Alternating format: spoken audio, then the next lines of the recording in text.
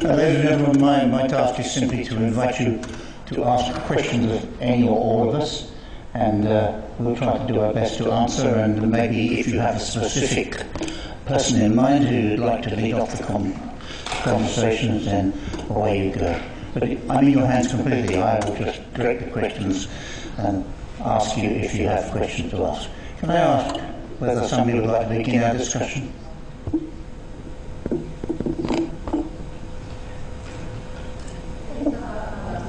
Yes, thank you. There's a thing here. Go ahead. Oh, I now know who it is. Yes. Just an emotion that's been the most moving to you in your life, childhood, whatever. What has been the most moving emotion? Emotion, and suddenly gave you a different vision and a different slant on life itself. It's a hard one, but it can be simple. This is Leo Rappaport, ladies and gentlemen, who's the greatest supporter of the Empire Theatre and other projects. Thank you. Well, I have to say thank you. He's a wonderful chairperson. And what's the greatest emotion, Sophie? Come on, get us going. I would say for me, personally, empathy. And when I was in India, I think that's the first time that I really had a moment of real empathy, in that I felt I could really empathise with someone else, and that was seeing a little boy on the street who was crippled and had to drag himself everywhere, and looking at my own life and the fact that if I hadn't been born in Australia, then I might be in the same situation. And that for me has been a moment that stands above all else. It wasn't exactly a happy moment, but feeling with someone else and empathy. no questions directed at you. Oh, okay. Please let me hear. Yes, let me hear the mixture. I'm going to ask Rob in a minute. I'll give you more. I suppose the greatest feeling for me so far, obviously, still got a lot of life left to live, but it'd be just helping people generally, you know, that feeling, that satisfaction you get where you've made a difference to someone else's life, no matter how small it is. You know, you never know how much of the difference you made to someone else's life, because you can never possibly understand that, you know, I suppose, and just making small differences count, they all add up, you know, 1 + 1 = 2, but if you keep doing that adding stuff, it gets to larger numbers, so I've been told. So, but yeah, just helping people, making small differences, you know, in people's world, so, yeah. Not possible. Oh, sorry. What a wonderful talk. That was lovely. A range of emotions are going through my mind with that question, because we feel them all. To say something different, joy. And the joy came from a preschool in China. I was very fortunate to be there a few years ago with a martial arts school. And it was the Moon Festival, and all the little children had their moon cake, and they were giving it to our tourists, which was in our martial arts bus as we were travelling through. And the expansion of the joy from children opened our hearts, and I just witnessed all these adults crying tears of joy, and that's when I felt real joy. Thank you. Well, thousands of emotions are running through my mind at the moment, but there's one particularly which I think relates to why we're here. In 1968, I was teaching in New Guinea at a boarding school for boys. The nearest town was 18 kilometres away. The road wasn't a road, it was a path, sort of track with muddy crossings over creeks and things. And to get into the nearest town, you had to walk most of the way. On this occasion, I've been in town shopping, which was probably once or twice a year you did that.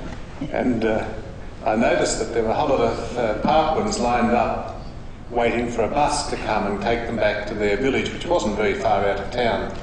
And they bought the bus off selling cocoa. There was a cash crop which was able to be sold, and the proceeds went to the community. No one person got it. And so they were able to buy this community bus.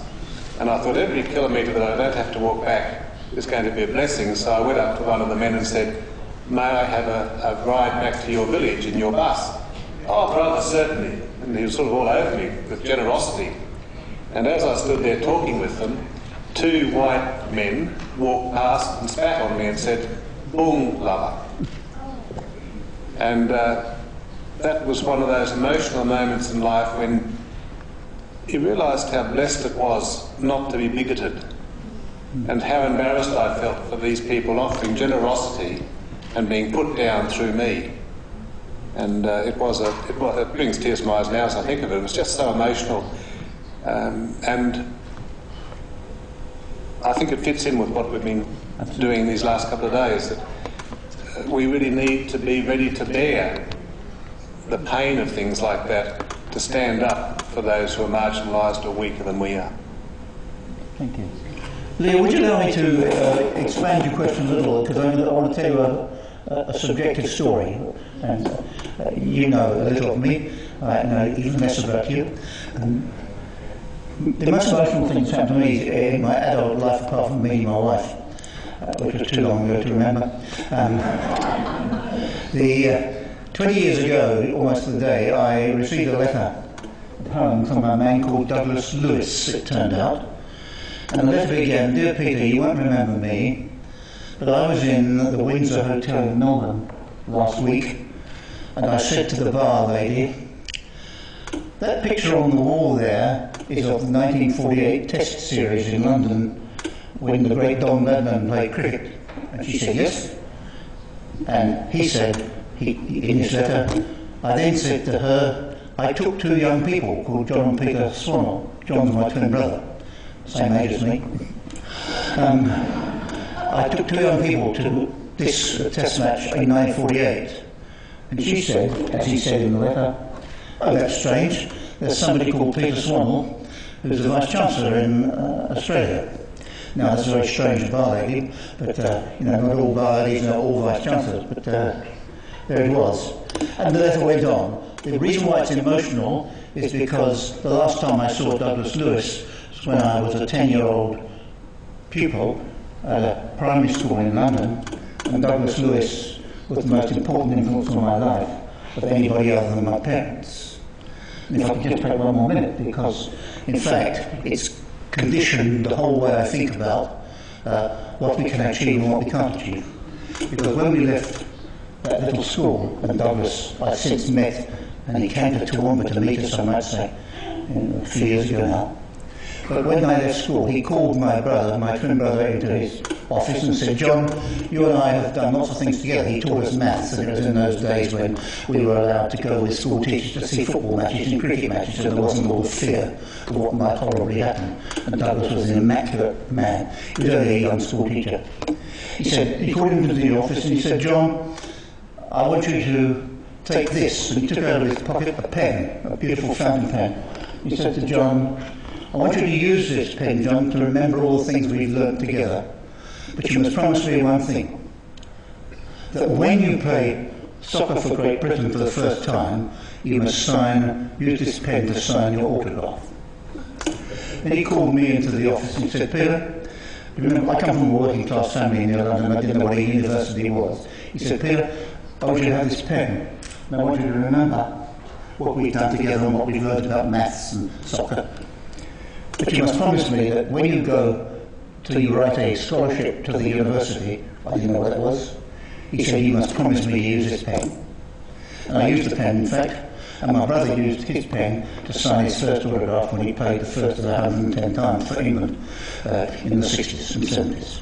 Point of the story, nobody said to me, "You could perhaps do this, you could perhaps do that." They said, "When you do this, when you do that."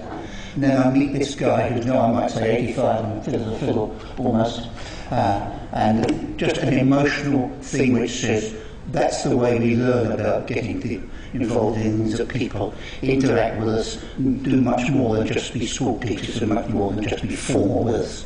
Understand, Leo? I think you know I understand what you said. Sorry it takes so long. Anything else? Yes, please. Thank you. You asked about the most powerful emotion. People have been speaking about positive things. I'm afraid my comment is a negative emotion. I had always thought it really was when my mother was dying, and she said to me, "Please don't have me cremated."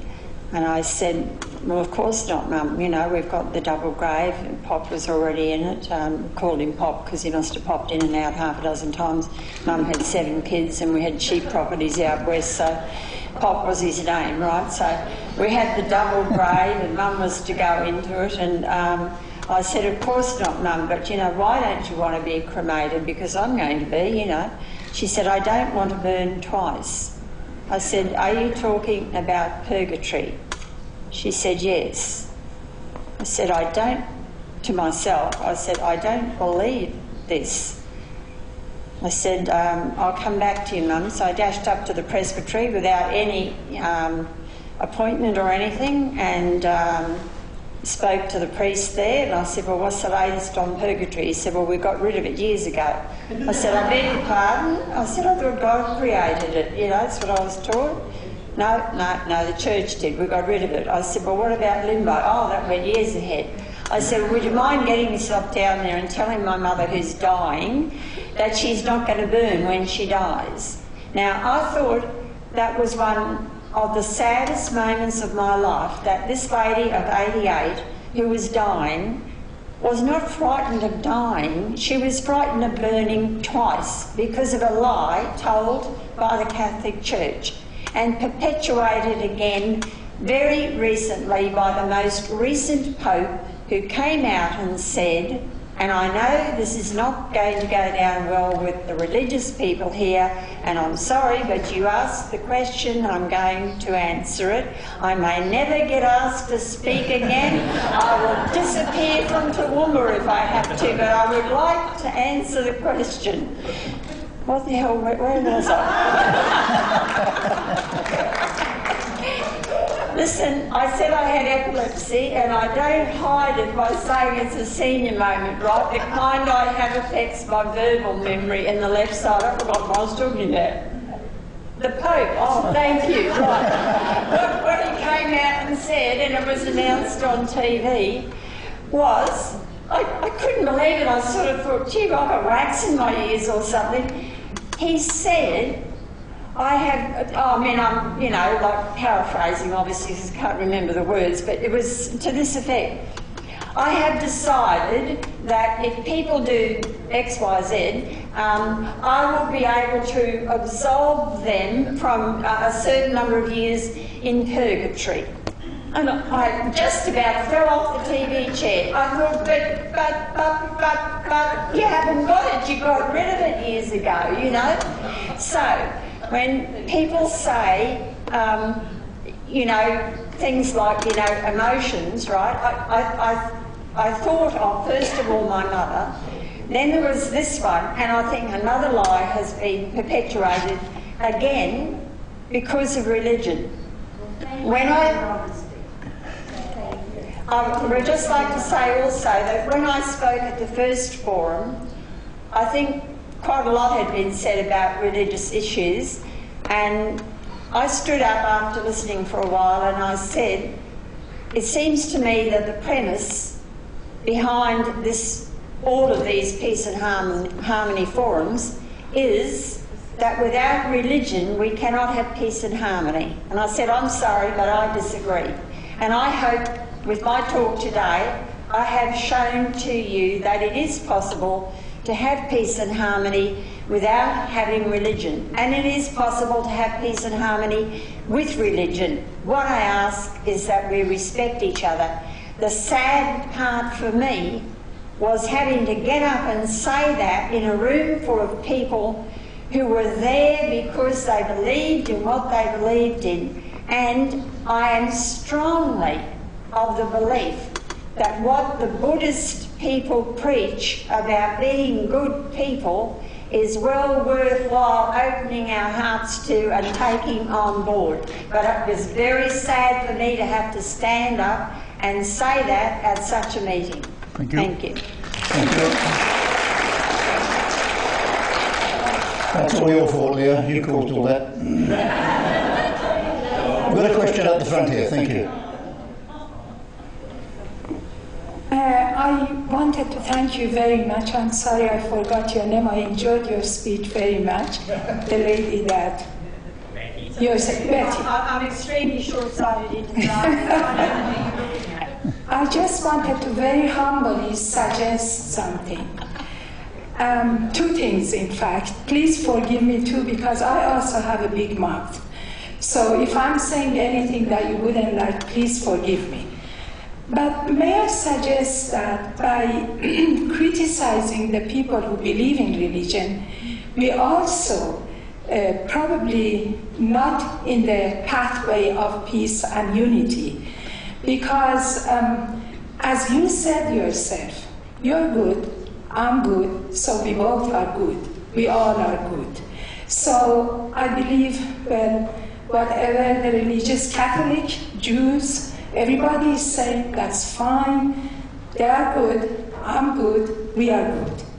This is one thing. Thank you. Secondly, if I may humbly suggest that many of us, we believe I'm good, I'm doing the right thing, I am in a right path.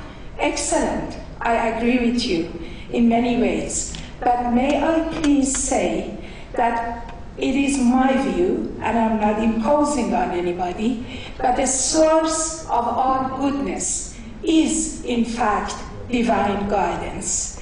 If we go down the history, we cannot, goodness was not growing on a tree. It is true, the successive divine guidance that the goodness has been spread amongst mankind. So when I say I'm good, I'm fair, I'm just, excellent, but we should know where it came from. If it was from those divine beings, which we call them whatever you like, messengers, prophets, seers, whatever we call them, then the goodness and the absence of it, which is badness, would not exist. So if I may, again, humbly suggest, we all are religious, spiritual beings. Thank you. Thank you.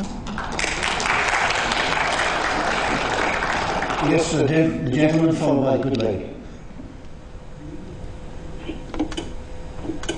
Instead of a sermon, I'd like to ask a question. I remember back in the days of desegregation in the South, I heard of a black fellow saying to a minister in the South, "You talk about love, but I'd like to see some love with skin on it." And we talk about love and what we do personally, and I wonder about how we can have structures of love.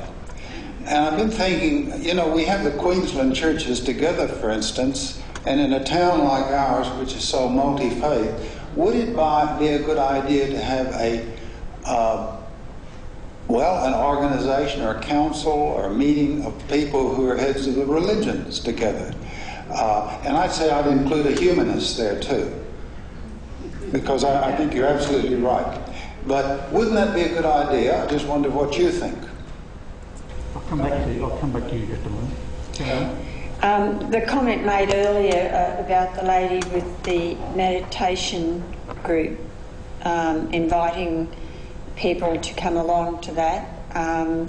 It was a multi-faith group, I think. I can't see. Is she still here? Oh, she's out here. Send your vote. I thought at the time, why not people also who don't want to say that they belong to a religious group? And I would not say I'm a humanist either. I don't know what I am. I don't know what I believe anymore, except I try to be a good person. I'm one of those people who, it seems to me, is caught in the middle somehow, having been raised as an indoctrinated Catholic in those days, and I know there are people here who probably in my age group who would accept that term, indoctrinated Catholic. I know it's different today, I know that, But when the present Pope came out and said that, it just blew me away, you know, because it took me right back to where I was. Now, I'm the sort of person who wants to have something to believe in, but I'm blowed if I know what it is. So, you know...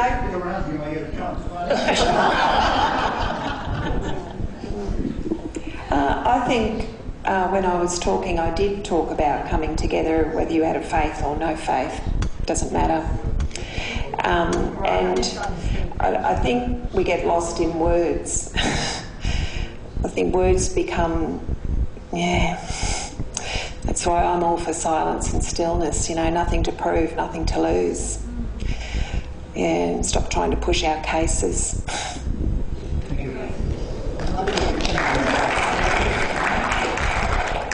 Yes, this question actually arises out of some of the comments that have already been made, but it's also something I've been thinking about very much since yesterday, actually, and thinking about the peace and the love, and realising that what people seem to be asking and talking about is the how-tos, and your comments, Betty, really reinforce this for me, that one of the essential things in learning how to love, and we churches have done it very, very badly on occasions, and as a Christian person, I'm not Catholic, but that doesn't matter, as a Christian person I would like to apologise and say that on occasions Christians have done it badly, very badly. On occasions Christians have done it well as well, very well, and that's the story. But I'd like us to explore, if we could, a little bit about forgiveness and how to forgive, because the church talks a lot about forgiveness but is not particularly good at apologising and asking for forgiveness ourselves. But we're getting better, that's all I can say. But I'd like to hear about the issue of forgiveness as it relates to peace and harmony. Thank you. Please. Hi, I just wanted to say something in relation to everything that's been said. There's been a lot of comment here this afternoon about, you know, religious groups and not religious groups and silence and, you know, feeling God and being a learner of life. I think, you know, when you look at it, we look at bystandership, positive bystandership, passive bystandership, and also, you know, open bystandership where we're actually motivated. I think people tend to forget, and I have to agree with my mum, and from a Baha'i perspective, that if you look at civilisations, if you look back into the annals of history, there's always been a rise and fall of civilisations based on a prophet or a religious, you know, a religious figure that has come into that civilisation, and civilisations have risen and fallen. And if you look at history, you can chart the rise and fall of civilisations and the changes and the maturity of that civilisation because of spirituality. Now, over time, yes, there's been a lot of things that have been done negatively because of religion. You know, we can look at what's happening in the Middle East. I come from the Middle East, so I can say that, you know, without any... We look at, you know, the 7 Crusades before that, Roman history, Roman Empire. We look at, you know, places like Iran. We look at places in China. But the one thing that religion, or at least a belief, if we put religion aside and just say belief in God, in the Almighty as well, is the fact that it taps into the human spirit. It releases our potential. It motivates us. It ennobles our aspirations. And it inspires us to be more than what we want to be. Irving Stout was a sociologist who did 5 decades of studies into what motivates people. And one of the things that he found out and he researched was that the human species is always striving to be more than what we are. And how do we become more than what we are? When we tap into that spirituality. What is that spirituality? That spirituality is to move beyond ourselves, moving from the thinking of me to we, and how well we can help others in society, how well we can transform ourselves and transform society around us. And so I just wanted to say that I've listened to everyone, and I think everyone's had such fantastic things. I mean, your story brought tears to my eyes. Your story brought tears to my eyes. Your talk about silence inspired me. Your talk on psychology really gave me insight into what makes people tick sometimes. But I think deep down, the essence of human survivals, human motivation is spirituality. It is what, makes us move and ennobles us and motivates us.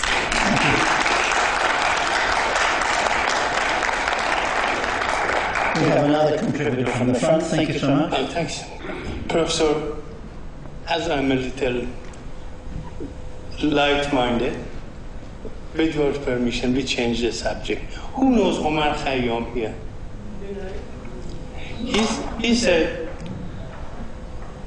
شیخی به زنی فاحشه گفتا مستی هر لحظه به دامان کسی بنشستی گفتا شیخا هر آنچه گویی هستم اما تو چنان که می نمایی هستی. Did you understand it? A sheikh said to a street woman, you are drunk and you sit every minute on the lap of somebody. The woman said, oh sheikh, whatever you say, I am. But are you what you pretend to be? Thank you. Another question? Another comment? Yes, please.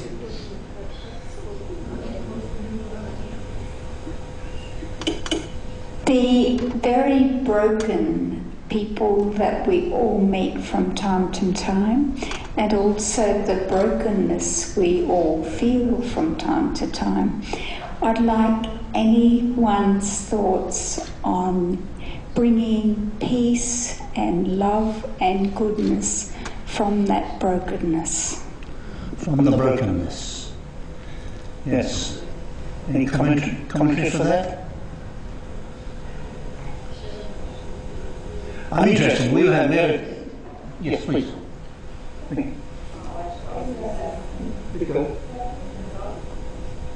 Is it on? Yeah. What I find more and more as I get older, and we meet people every day, whether it's when we're shopping or whatever we're doing, and how are you? I'm fine. And yourself? Yeah, fine. And a few weeks ago, I was in Beatros's and we had that same exchange when I was paying for my fruit and veggies, and I actually said to this lady, yeah, we all say that, don't we? It doesn't really matter what's going on. And from that comment, we had a very in-depth exchange, which maybe was 5 minutes, just the time it took for the fruit and veg to go through.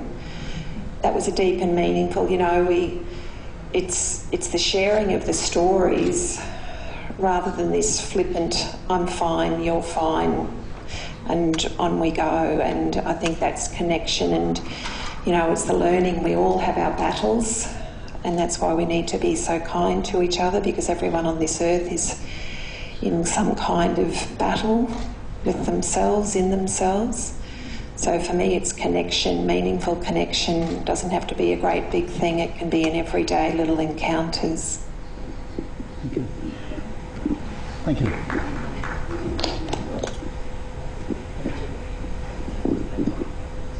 Can you hold it from me? Yeah, sorry.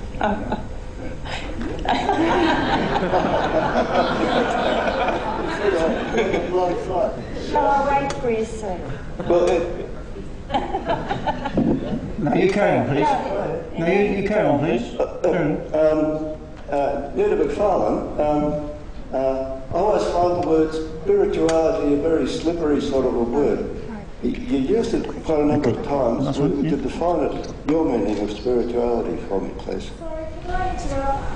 My hearing's not very good. I'm straining to catch everyone. So especially when they speak on a microphone, words just become a jumble. I really do apologise. Can I speak without the microphone? Yes, please. You used the word spirituality several times. Yes.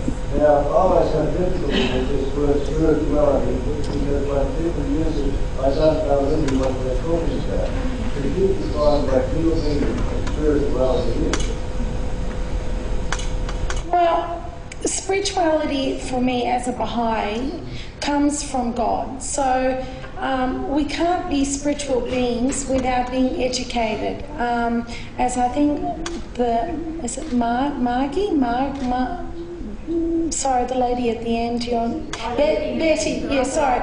I'm legally blind without correction. Is that made easier? Sorry, no, I just want your name. Betty. As Betty mentioned, you know, she talked about education, and as this forum is aptly called Peace Education.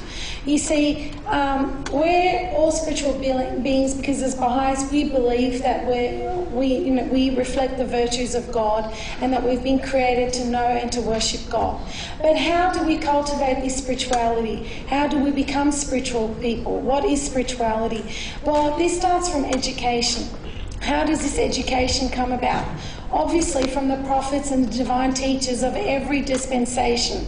So as I said, if you look at civilization, every time in the rise of a civilization, there's been a spiritual leader who has come, and with him he has brought moral and ethical laws and precepts, but he's also brought social laws which has helped that civilization to grow and thrive. So we have two conditions. We have the material condition and we have the spiritual condition, and they grow or they coexist hand in hand. So the part that is spiritual is to be more than what we are, to aspire to things that are more than, as I think the other lady talked about, collecting or having goods. It's to be greater than what we are, to work towards something that is a noble service, rather than just a material things. That part, I believe, as a Baha'i, is our spiritual source. That part that is seeking the divine. That part that is seeking something bigger than ourselves, bigger than this globe, something that we connect to and, ennobles our aspirations in life. To me, that is what spirituality is. Now, if you're not religious, you can still become a learner of spirituality. You can still read from other religious texts and read and learn. However, as Baha'is, and as I mentioned in my talk, for us, there is only one religion. All the dispensations are a following from the very first divine teacher, and even after our Prophet founder Baha'u'llah, there will be more teachers, because humanities strive to be more than we are, mandates lifelong learning, both from a spiritual point of view and from a material point of view. The other part of I'm going to ask you to stop pretty soon because we've only got the last one question to go. Sorry, can I just say, the other two things that I talked about was, active bystandership and passive. We can be passive and just say we don't know, but active bystandership is coming to forums like this, participating in forums like this, and learning about other religions and spirituality. I hope I've answered. Thank you. I wish we'd had more time to answer the question particularly asked in the audience. You see, I think that to ask a question which says, what can we do to bring us out of where we are and make ourselves better, is something which needs much more attention. If I have a moment in a minute, and we've got to stop at the other shortly. But one behind you first. And in answer to this question about being broken, I myself believe that accepting what has happened, also forgiving, and then letting go in order to move forward. Thank you. I was so interested in what you're saying because I was talking at lunchtime with the questioner, and I had to be involved with the Toowoomba Clubhouse, which has a particular concern with people journeying through a mental illness problem and recovering from that. and there's an overwhelming thing that has to be done. We have to, so to say, authorise people to come back into society, to understand that they may have difficulties, they know that anyway, but that they are a valued and important member of the society, and they have to relearn how they can share their difficulties and how we can share a path, a journey back from a very disturbing experience that these people have had. And that's what I'm interested in. I've got to stop, is that right? May I just... Very quickly, yes. The issue of broken and how do we mend and that kind of thing, to me, I can see that in terms of a jigsaw puzzle. And I think one of the speakers, and it may have been you, Professor, mentioned something about parts and wholes in an early speech, right? Yeah, I think you remember it. It's not that bad after all, right? Okay. So I used this when I was doing the educational program, looking at parts and wholes. And if you look at an individual as being made up of all these different parts, like if I say I am an epileptic, I'm labelling the whole of me. If I say I have epilepsy, it is a part of me. I have arthritis, it is a part of me. Those who have been broken by things that have happened in their lives and have been distressed and almost to the point of committing suicide, could I ask that maybe you look at a jigsaw puzzle and you say to yourself, this is a part of what happened in my life, this part happened, this part happened, that part happened. Let me see how I can work on putting these parts together to make myself a whole. One of the ways that may help you do that is to use CBT. If those of you who would like to follow up on that, get on the internet, look up CBT or cognitive behaviour therapy, and you'll learn all about it. You won't see my short version of it, but you'll see the full version of it. It's extremely helpful in helping people put together the jigsaw of their lives bit by bit. It could take years, but if you label yourself broken, you're labelling the whole of you. I suggest you say, a part of me has had this experience and I can't deal with it and I need to work out how I can. Thank you. I hope that's of some help. Thank you very much. We do have to stop, and I want to invite Lucien to give a final comment to us, if I may. Thank you very much. Thank you for your cooperation. Thank you. 谢谢非常感谢所有参与这个论坛的我们不管是有信各个宗教，或者是没有信宗教我觉得在这2天的论坛，我们讲到一个其实不管有没有宗教大家有没有信，其实最重要我们是相信一个爱字那么这个爱呢，就是展现你的善意那么尤其我们昨天一直在谈论一个，就是要包容那包容呢，就是在我们来说，就是说你能够去原谅别人，即使人家得罪你都可以原谅他，这个是第一个所以我们自己展现的善意结果人家呢没有善意，然后得罪你又可以原谅他。我这个就是这个踏出去，我们怎么落实这个爱的第一步那尤其我看我们在澳洲，我觉得因为我在澳洲快20年，那我在澳洲为什么我觉得这个地方的人很和善？因为这边的人都展现了欢喜，会主动打招呼。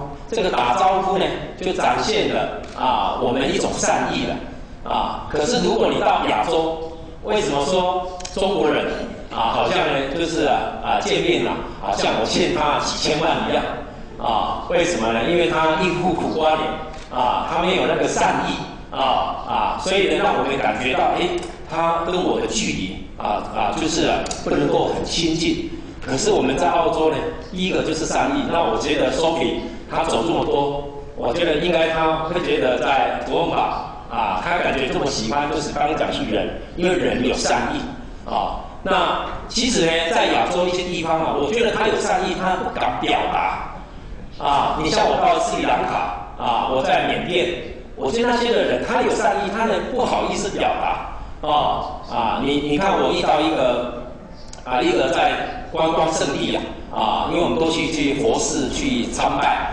那有很多小朋友小孩子很小，他10岁10多岁，他都是呢去做生意他是卖东西卖纪念品他没有去读书的，他就靠这个为生然后呢他一直向我推销，我说我没有钱，我没有带钱，一直给我推销。最后呢，我很惊讶，他做一个动作，他说：“那我就送给你了。”哇，很难得。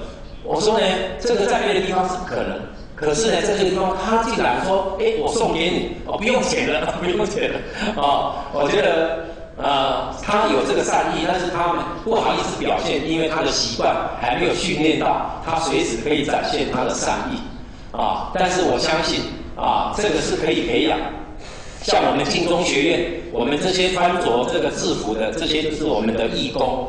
你看我们的义工有一个特色这个特色是什么？他会跟你合掌，然后会90度的弯腰敬礼，这就是他的善意，他的欢迎大家所以呢，我们今天在学习的时候，我们因为道理都很深，可是怎么落实？我觉得我们要去落实的第一个就是展现你的微笑然后我们恭恭敬敬、彬彬有礼的欢迎大家，这就是我们落实了这个爱的第一步那当然还有更深的，就是我们知道这个有一位老博士他提倡就是这个零极限的疗法这个我们师父院长在昨天的讲演当中有提到这个零极限就是呢就是刚刚我们说的，就是呢把自己的心静下来把自己呢对这些人事物不好的这些印象，把它呢清除恢复到我们心的清净。因为他知道我们跟所有的人、所有的事、所有的我们这个一切宇宙是同一体的所以每一个发生的事情跟我是息息相关的。那今天要怎么解决别人的这个问题，消除别人的乃至病痛，乃至他的灾难，我们只有从自己的心能够静下来，消除这些不好的印象以后，然后呢，从真心里面我们真诚的心讲了4句话。这4句话是什么？对不起，请原谅我，谢谢你，我爱你这就是我们常常要做的，很简单，但是我觉得应该是很有效，能够展现我们这个爱来包容来真正来接受一切人。尤其我们相信这些我们有信仰宗教的人我们都相信有天堂我们佛教也有讲天堂我们基督教、天主教各个宗教有讲天堂。其实大家的目标将来也需要升天堂。那我们今天在这个世间，如果说我们对了这些人事物，他来伤害我来对我任何的侮辱、诽谤这个不恭敬，但是呢，我们今天呢还是以真诚心来对待他。为什么呢？因为你要上天堂你如果说你还要跟他计较，还要跟他这个冲突，还要跟他报仇，我们就上不了天堂所以这是呢我们今天既然要上天堂，我们呢对他很真诚心。因为呢中国人有一句话叫做吃亏是福吃亏就是占便宜，就是福。你今天吃了亏了，好像被人家欺负了被人家侮辱了，被人家伤害了，吃亏了。可实际上呢，你占了一个最大的便宜，因为你可以上天堂如果在佛教呢，我们说上极乐世界去了所以呢，你觉得你有吃亏吗？你没有吃亏，你占了最大的便宜，你上了天堂，你还要去计较这些吗？这是我个人一点点的心得也在这个地方呢感谢大家提供这么好的意见，这么好的这个修学这个爱这个宗教的这个真诚慈悲的方式，那么我们呢大家共同努力来促进这个社会的安定、世界的和平，尤其从我们图文吧来开始落实。这是我一点点对大家提供的我个人的心得，谢谢，阿弥陀佛。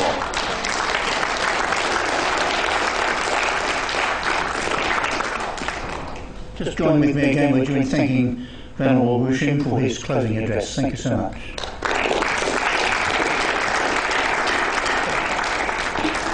Thank you for participating. I'm just a newcomer to these things. I just drop in and do things. But it's a pleasure to be here, and it's very nice to see so many people contributing to a very interesting day. I'm sure you had a similarly interesting day yesterday. Thank you all so much.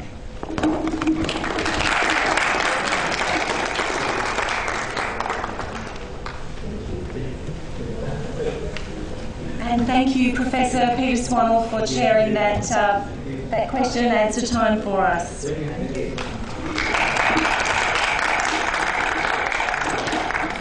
We are almost at the close of the day, and we have just 2 more items.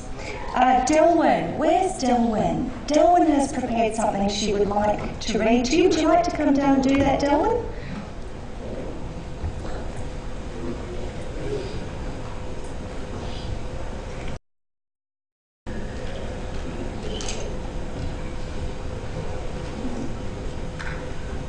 Good afternoon, everyone. Distinguished guests and attendees, I thought I'd been forgotten, but I'm grateful for a few moments to share some thoughts. I have enjoyed all the previous educational conferences from Pure Land Centre, but I felt disappointed that we didn't leave as a collective with something specific to enhance our personal peace practice initiatives. I wondered about the possibility of co-creating our own peace prayer to carry with us each day for reading when this very moment occurred. I also feel a regular meditation time, perhaps just 5 minutes at midday each day, which is the universal time to meditate, would be really powerful with our collective energies. I've written a lot of peace prayer. Before I get to sharing that, I would like to share some other insights. I'll try to be quick. I believe we can change the world by using up the power of our minds for good. I also believe the source of our creativity is our stillness. Stillness establishes a connection with all humanity and can create a powerful universal wisdom. Through thought mixed with feeling, such as love for all humanity, has a tremendous energy. Whatever we think about gains more energy from our repeated attention. I firmly believe that whatever we choose to focus on, for example scarcity or abundance, is drawn to us. Therefore, we must be very clear about what we want. The Honourable Master Chin Kung has given us a most worthy vision of peace in our days by creating a prototype for peace right here in Toowoomba. We must all enhance this vision as individuals and as a collective force for good. Intention for a peaceful world with care and consideration for each individual is essential, but action is necessary to activate this ideal. Intention, attention, and action are the mechanics of fulfillment of desire. This is why I have suggested a collective quiet time, probably at midday, to sit in the silence and see peace, to feel love growing in our community, firstly, and then out to the world. We must feel this peace in our own hearts, and the wonder of enough food for all, families free to pursue their religious beliefs without fear, and to be able to speak their truth. If we can allow this wonder to settle deep into our souls and feel the collective energy of our co-creators, our vision will attain a magnificence. It starts with us. We must be peace ourselves first, whereby we honour each day with a sense of grace and gratefulness. May there be peace in the world, and may it begin with me. Now, this is the little prayer that I've written, and I've tried very hard to make it, what shall I say, not religious, I suppose. May the wonderful and powerful spirit contained in all humanity assist us to see the world through peaceful, loving and divine eyes. May we fully experience and share thankfulness for the joy of living in this wonderful world that we share with our brothers and sisters, some who have so much and some who have so little.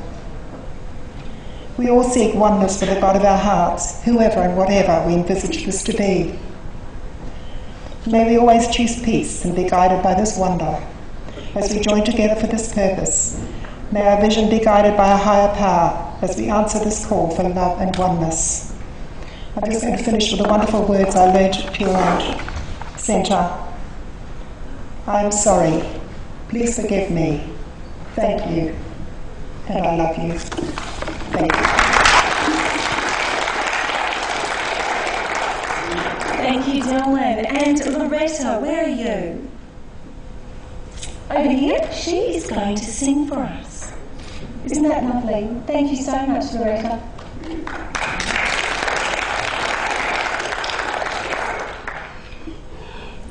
We've all had the bounty of this wonderful forum for 2 days. May the things that we've learned and things that we've appreciated live on in our hearts, for all our hearts are connected. And all our people are connected. Just a wonderful forum we've experienced. I have a Baha'i prayer that I'm going to sing for you. It's not very long, but it expresses everything that we've learned in these 2 days.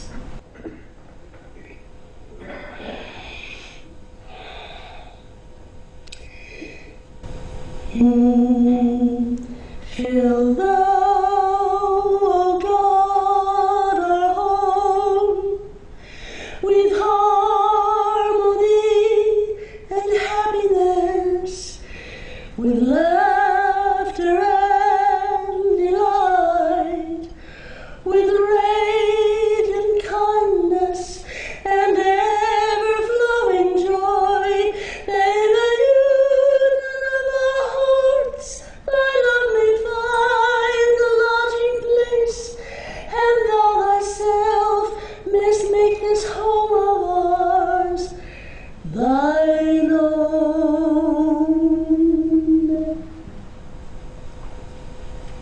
Thank you. That was absolutely beautiful. Thank you very much.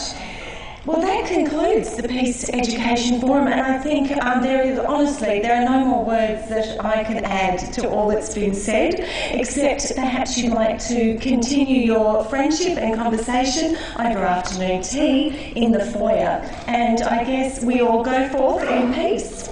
And thank you very much. Sorry, just give me about less than a minute of your time. I just want to thank Ali for being with us for the past 2 days. She took 2 days of leave to be with us, and I would like to invite Venerable Wu Xing to present a small token to Ali.